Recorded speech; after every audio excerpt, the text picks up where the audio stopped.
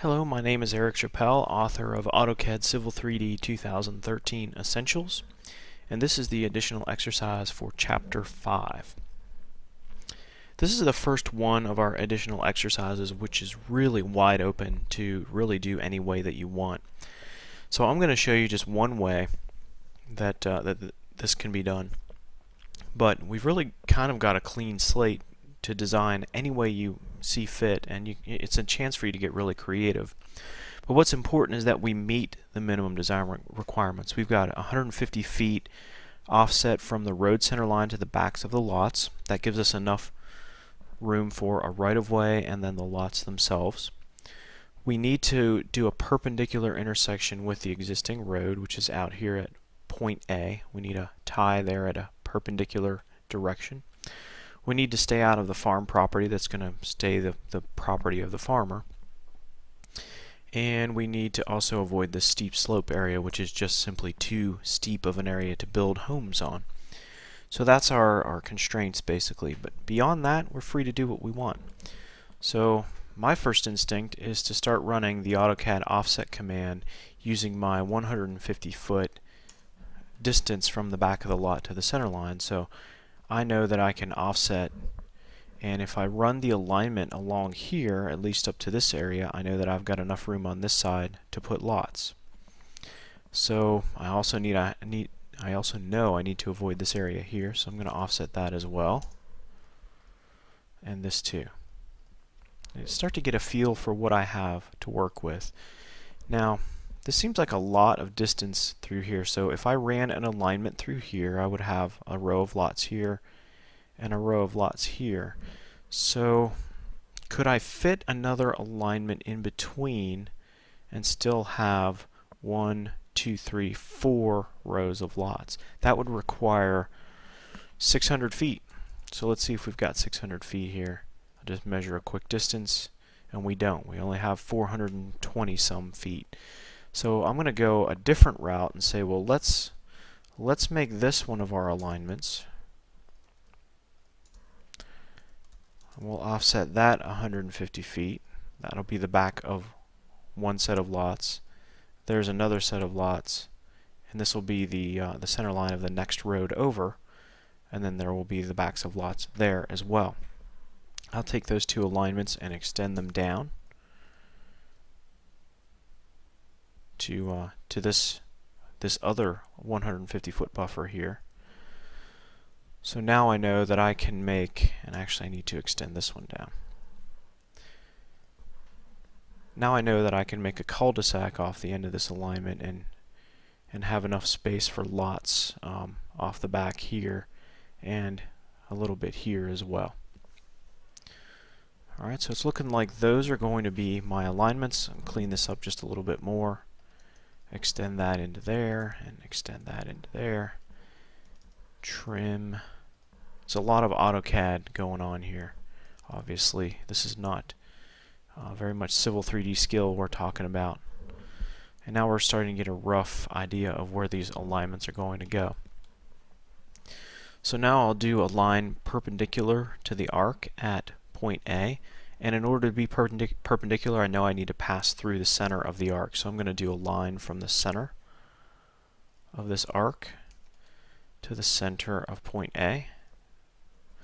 And then I'm just going to extend it right into my temporary geometry over here. And that's really slicing out a lot of space here, so I'm going to try to get up into my path a little more quickly like we did with the earlier design. So I'm just going to draw a line kind of in that direction, trim everything out.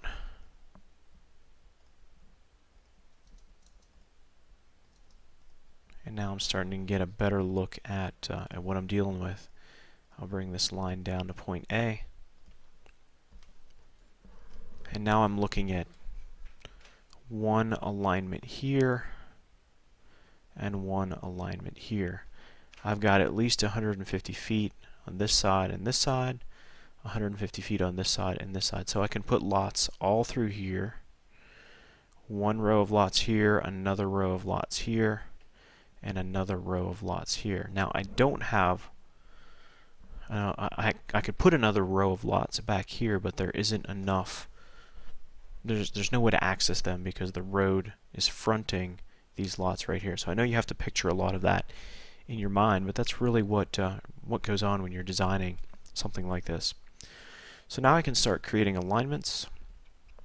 Use my alignment creation tools, and I'll call this Jordan Court, this main road through here,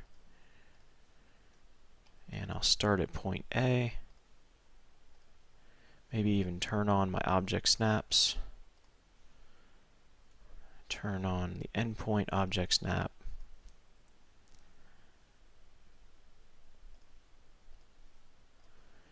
and just work my way along here and create my tangents with curves right up to the end.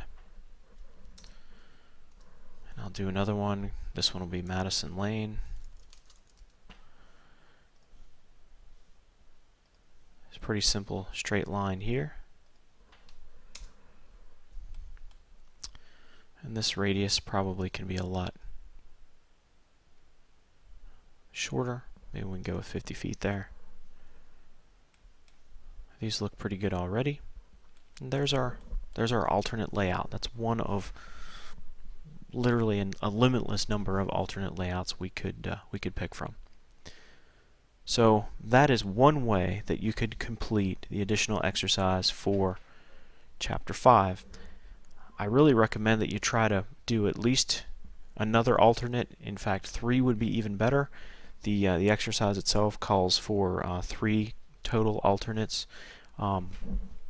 Just to give you some ideas, you know, what if we kind of freeformed it a little more? What if we said, let's just go ahead and forget all this construction geometry, and let's worry about the buffers second. So I'll call this Jordan Court, and I'll just go ahead and start drawing an alignment in, starting at point A, roughly perpendicular. And what happens now if I come down around here, make a sharp turn, and then go this way, and then have some other alignments coming off of that. So what if we make Madison Lane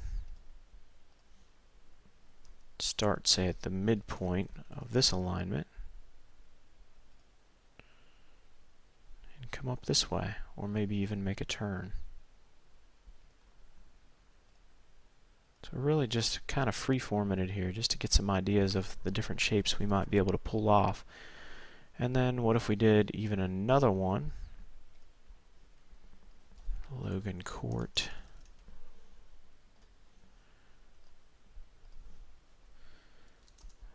So we can get some pretty bizarre looking layouts here. And what if we did kind of a horseshoe type thing with this?